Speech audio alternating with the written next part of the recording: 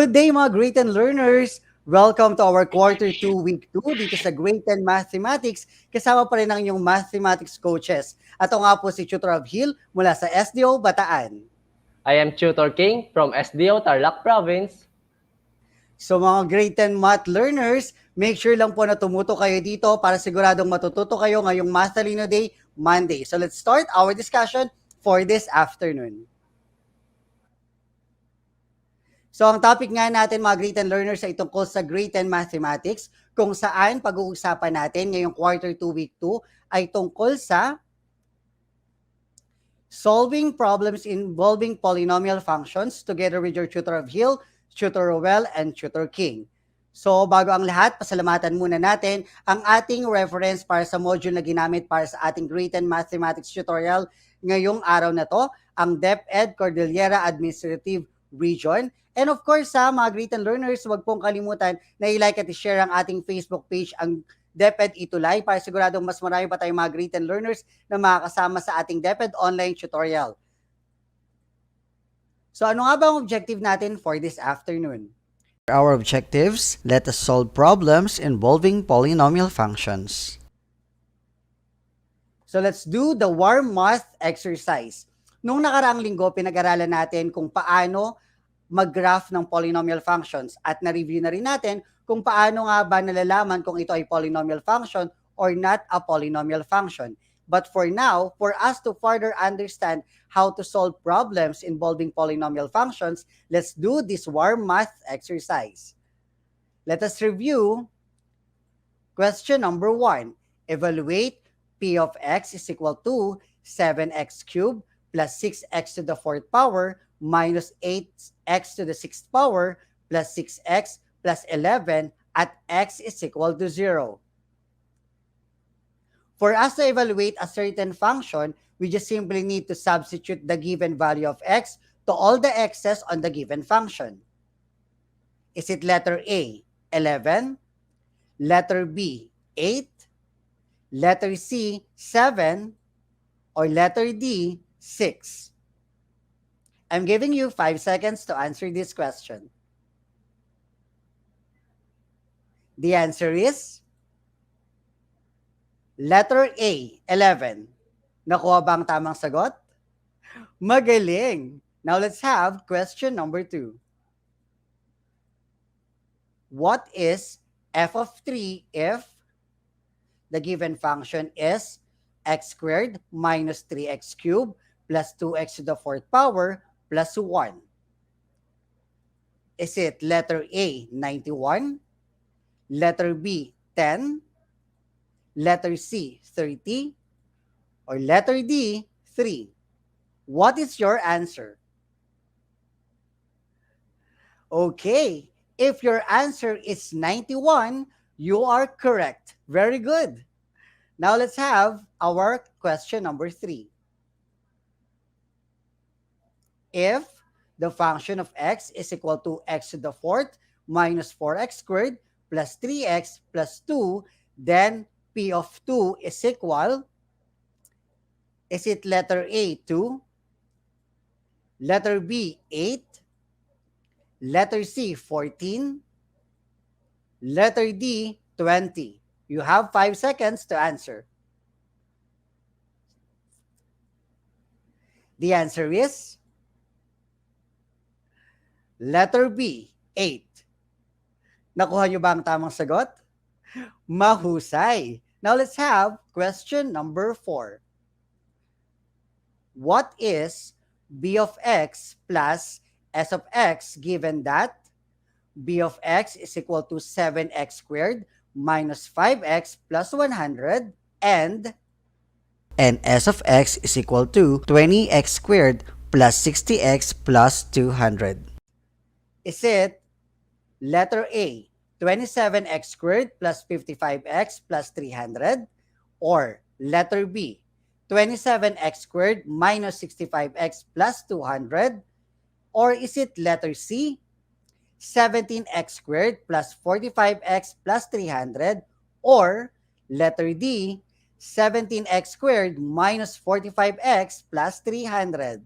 You have 5 seconds to answer.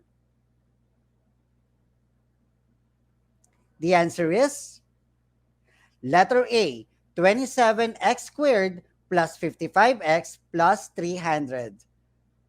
Did you get the correct answer? Very good. Now let's have the last question for our review. Write the polynomial function p of x whose zeros are 0, 4, and negative 6. Is it letter A, p of x is equal to 2x times the quantity x squared minus 4x plus 6?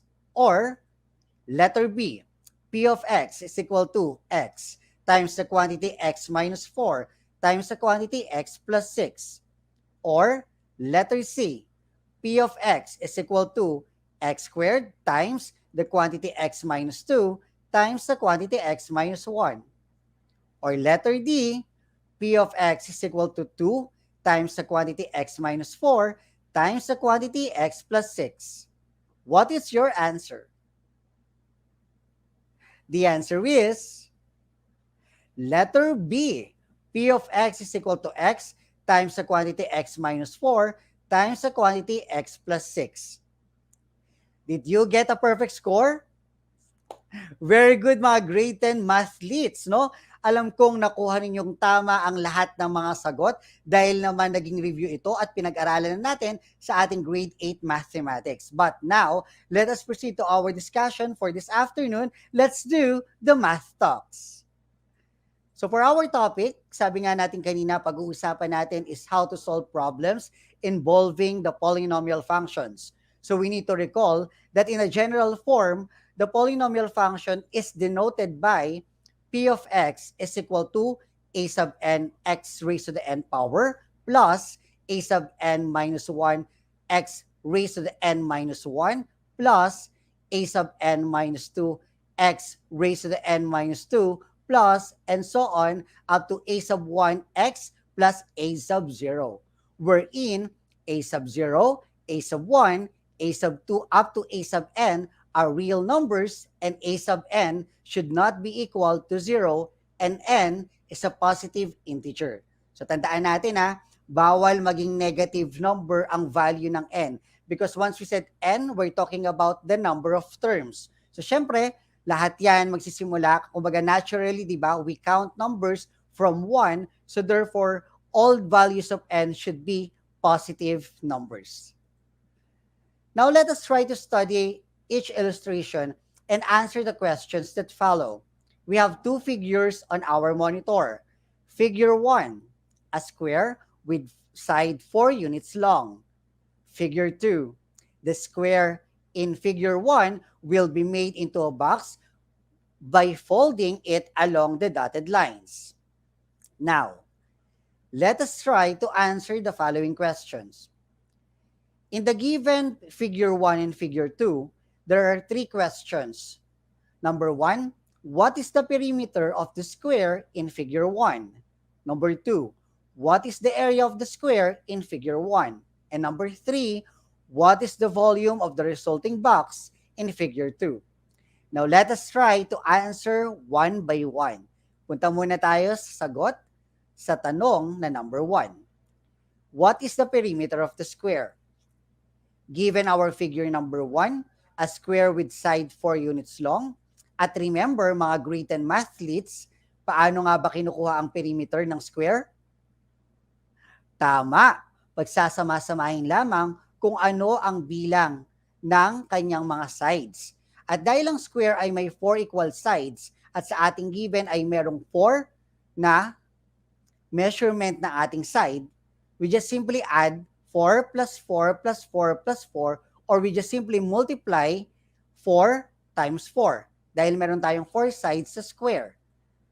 So the solution, kailangan alam muna natin ang formula ng perimeter.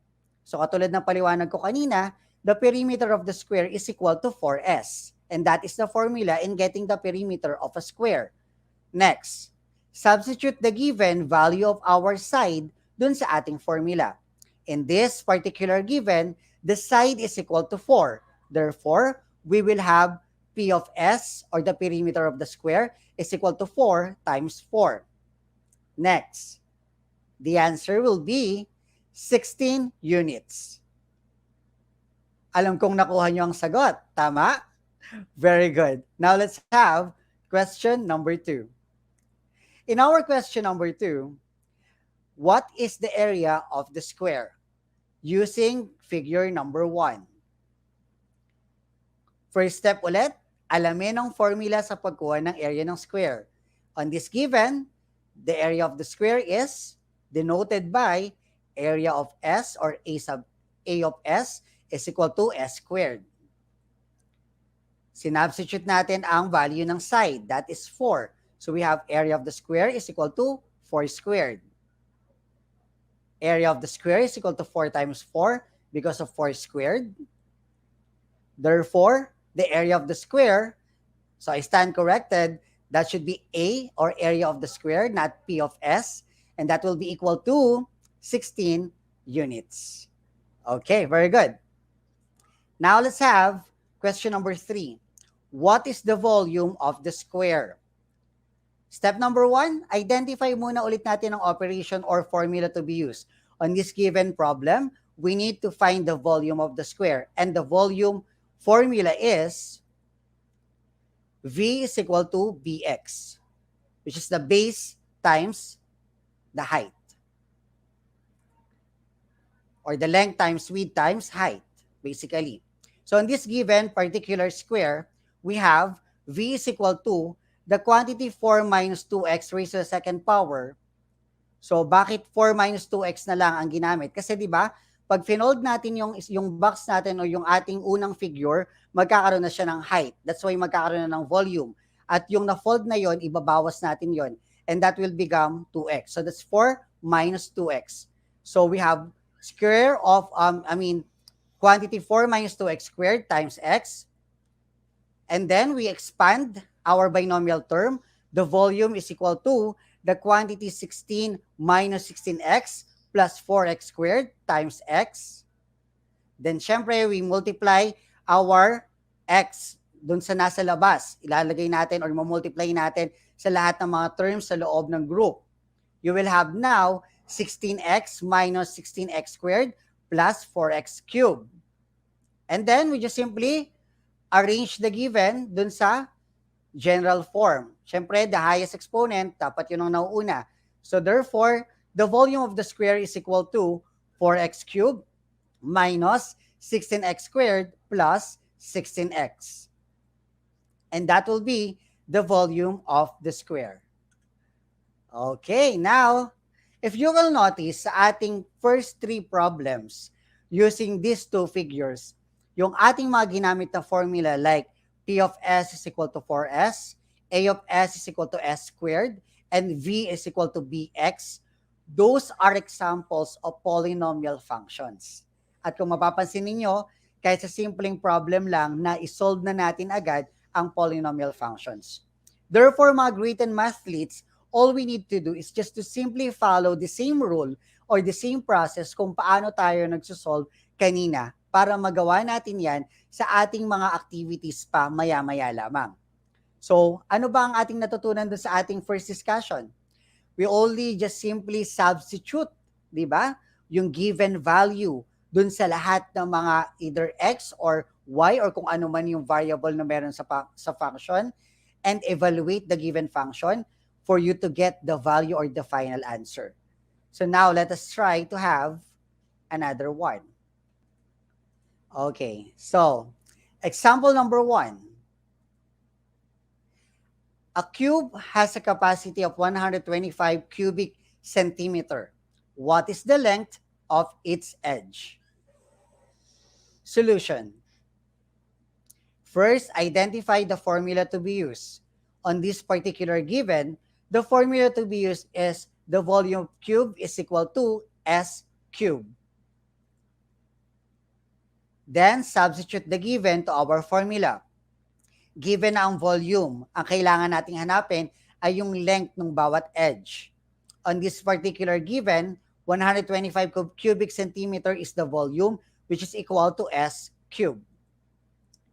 For us to eliminate or for us to get the value of S alone, we just simply, what?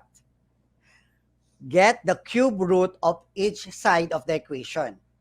So we get cube root of 125 cubic centimeter is equal to the cube root of s cubed.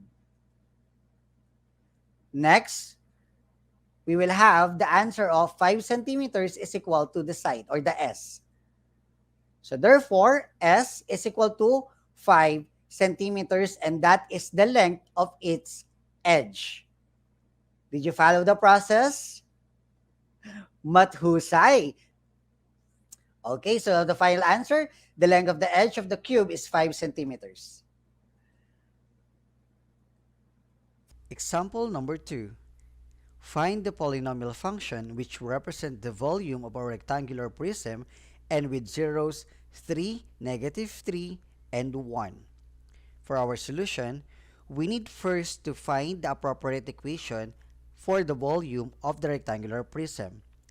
And the volume for the rectangular prism is equal to length times width times height. And for us to get the zeros, we will have the quantity x minus 3 times the quantity x plus 3 times the quantity x minus 1.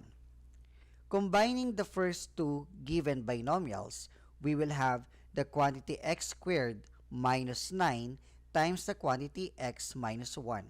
Getting the product of our given, we will have the rectangular prism or the volume of the rectangular prism equal to x cubed minus x squared minus 9x plus 9.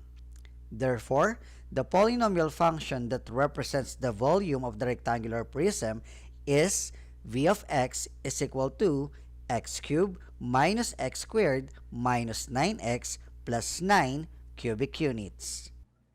Very good. Now let's have example number 3. A demographer predicts that the population P of a town T years from now can be modeled by the function P of T is equal to 6t to the fourth power minus 5t cubed plus 200t plus 12,000. What will be the population of the town B 2 years from now? Ayan, medyo population naman ang naging problem natin. Example number 3. So the solution, the given function that model the population of the town shall be evaluated at t is equal to 2. Meaning, ang una natin kukunin muna ay 2 years lang. Kasi 2 years from now.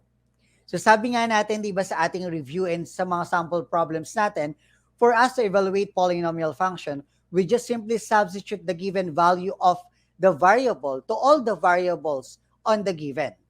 So for example, 2 ang variable or 2 ang value ng t sa ating given. Ang ating polynomial function ay p of t is equal to 6t raised to the fourth power minus 5t raised to the third power plus 200t plus 12,000.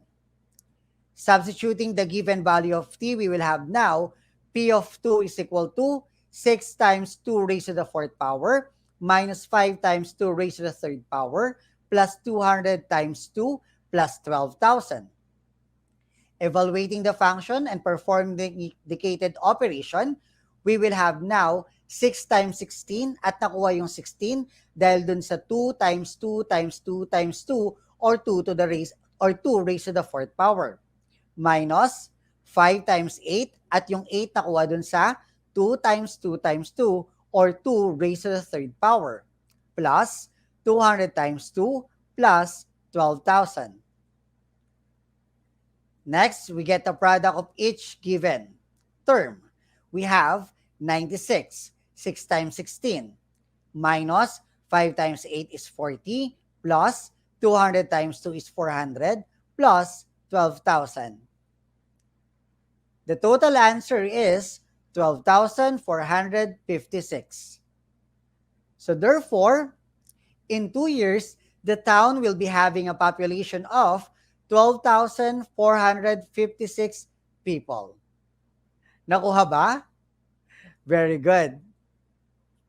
Okay. Alam kong nakuha nyo na ang process, right? Now, let's have the math practice kasama, of course, ang ating Tutor King. Tutor King? Hello everyone! Thank you, Tutor Uphill, for that wonderful discussion. Now, tapos na ang ating discussion. Let us now proceed sa ating math practice. Are you ready? So, problem number 1. So, the area of a rotunda is 21.98 square feet. What is the length of its diameter? So, we have here hints. Hinahanap natin yung diameter. But, yung given lang ay yung area ng rotunda.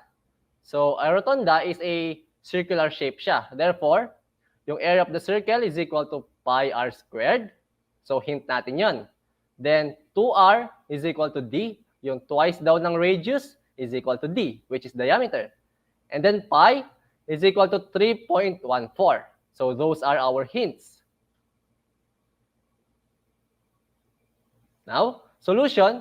Given yung area daw ng rotunda is 21.98 square feet. And we all know the area of a circle is, ano ba yung area ng circle? Yun. Area of the circle is equal to pi r squared. Then, alam na natin yung area ng circle, which is 21.98 square feet, is equal to the 3.14. Yung 3.14 na yun, that is our pi times r squared. And then, we will divide both sides by 3.14. So, 21.98 divided by 3.14 is equal to 3.14 divided by 3.14 times r squared. And we will have an answer 7 is equal to r squared. Tapos na ba tayo dyan? Hindi pa. Hinahanap natin kasi yung diameter. To get the value of r, kailangan natin i-square root yung both sides. Kasi yung r squared is equal to 7. Yun yung value ng r squared. So, to get r, square root of 7 is equal to square root of r squared. And then r is approximately 2.64 units or 2.64 feet. Pero, hinahanap natin si diameter. And we all know that diameter is equal to 2r or twice the radius. So, ang gagawin natin, we will just substitute the value of r doon sa d is equal to 2r. So, d is equal to 2 times 2.64. And the value of d is equal to 5.28 or 5.28 feet. So, yun na yung value ng d or yun na yung diameter natin. Madali ba? Now, let us proceed to the problem number 2. Problem number 2. Ayan. Write the polynomial function p of x with the zeros 2 of multiplicity of 3 and negative 1. Meron na naman tayong hint. Write the zeros as factors. Ayan.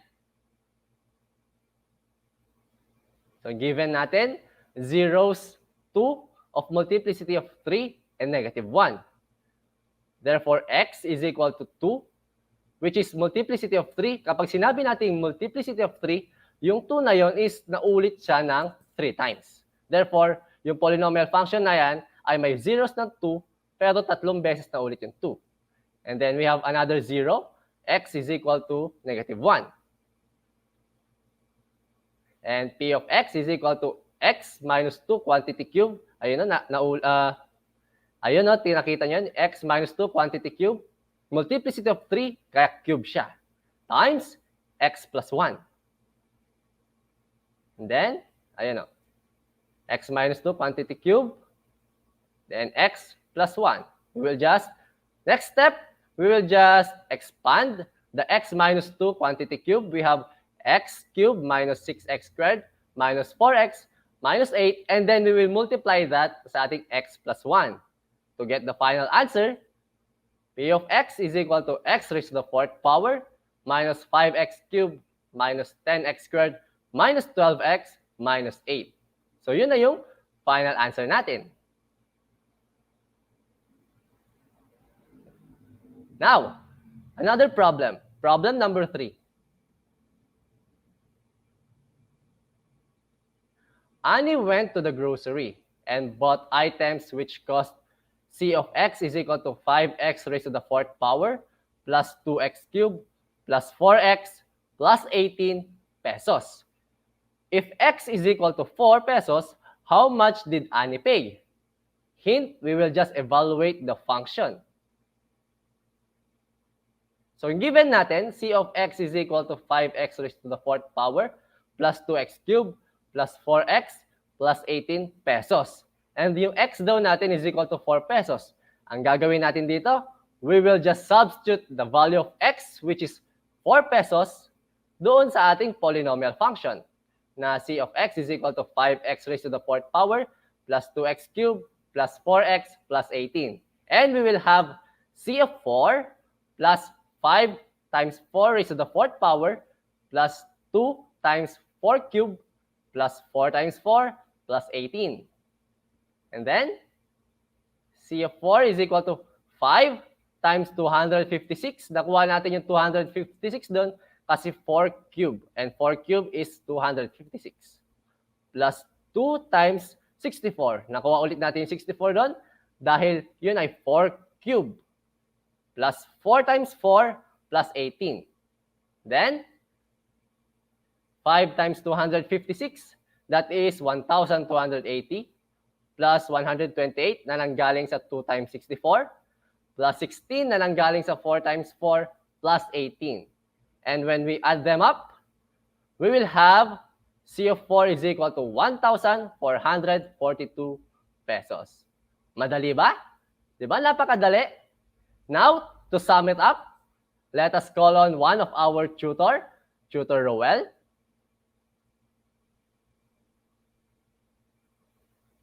Thank you so much, Tutor King. Kumusta, athletes? How was it? Alam kong nakuha niyo how to solve the given problems. For this time, let's sum it up. Okay? So, athletes, remember that there is no concrete shortcut in solving different word problems. Okay po? Thus, it is important that we analyze the problem properly or we understand the problem. Next, we will devise a plan on how to solve the problem by using, example is a polynomial function. Then after, we will carry out the plan. How are we going to carry out the plan? We can do that one by substituting the given values of the variable to the polynomial function. Then once you're through solving the given problem, ano yung importanteng dapat gawin? Athletes, you need to do the last step, which is look back or check your answer. So kaya ba yung gawin? I know you can. This time, we will have the quick check challenge. Athletes, prepare your pen, paper, and let's do this one. Are you ready? Okay, number 1. For number 1, evaluate P of x is equal to 7x squared plus 6x to the 4th power minus 8x to the 6th power plus 6x plus 11 at x is equal to 0. A, 7, B, 6, C, 8, or D, 11. So, athletes, what you will do is simply substitute the value of x, which is 0, to the given polynomial function. What do you think is the answer? Sige nga. For number 1, the correct answer is letter D. For number 2, if P of x is equal to x to the 4th power minus 4x squared plus 3x plus 2, then P of 2 is equal to blank. A, 2, B, 8, C, 14, or letter D, 20. What do you think? This time, the value of x is 2. So what is P of 2? The answer for number 2 is letter B. Now, let's proceed to number 3. Number 3, a grocer spent a total of a cubed plus 5a squared plus 2a plus 10 pesos in purchasing a disinfectant worth a squared plus 2 pesos per gallon. How many gallons of disinfectant was purchased by the grocer? What do you think? Is it A minus 2 gallons, B, A plus 2 gallons, C, A plus 5 gallons, or letter D, A minus 5 gallons? What do you think, athletes? For this one, you will simply divide the given polynomials. And the answer is letter C. Now, how about number 4? For number 4, the area of a square garden is represented by x is equal to 36x squared minus 96x plus 64 square feet. How long is one side? Is it A, 6x minus 8 feet? Or B, 6x plus 8 feet? C, is it 3x minus 4 feet? Or letter D, 3x plus 4 feet? What do you think, athletes? For number 4, the answer is letter A. It's 6x minus 8 feet. Now let's have the last quick check question. Number 5. Number 5, what is b of x plus s of x given that b of x is equal to 7x squared minus 5x plus 100 and s of x is equal to 20x squared plus 60x plus 200. So what do you think is the sum of the two functions? Is it A, 27x squared plus 55x plus 300? Or is it B, 27x squared minus 65x plus 200? How about letter C, 17x squared plus 45x plus 300? Or letter D, 17x squared minus 45x plus 300?